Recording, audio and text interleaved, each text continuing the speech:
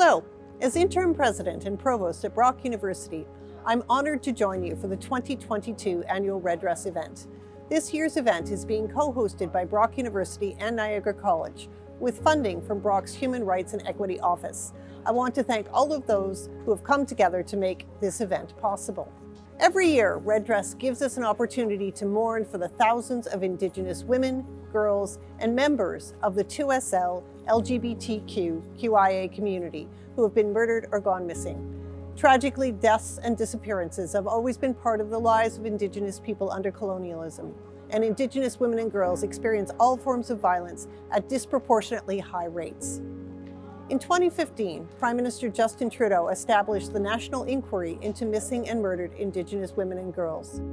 The final report of the National Inquiry, released in 2019, concluded that murdered and missing Indigenous women and girls, indeed all forms of violence experienced by Indigenous women and girls, amounts to genocide.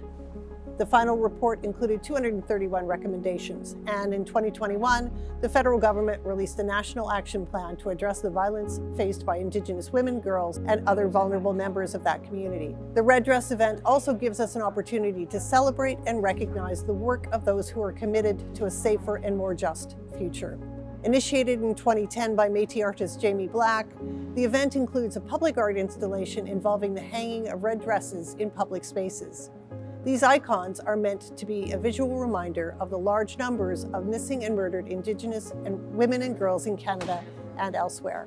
Brock's first REDress event was held in February 2019, making this our 4th annual event. We chose February 14th to align with the Missing Women's Memorial March, held annually in Vancouver's downtown east side since 1991. Dresses will hang on campus between February 14th and 18th.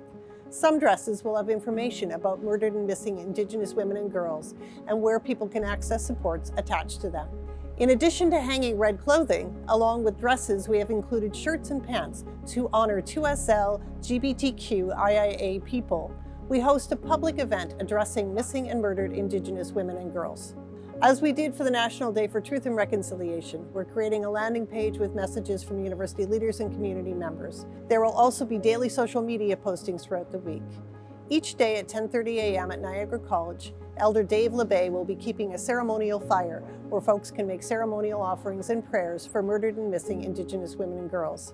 The public panel, to be held virtually on February 14th from 7 to 9 p.m., will include speakers whose lives have been touched by the tragedies of Indigenous women and girls. Support people, including elders and mental health supports, will be available for those who need it. I am grateful to all of you for coming together in memory and solidarity for our Indigenous community. Thank you.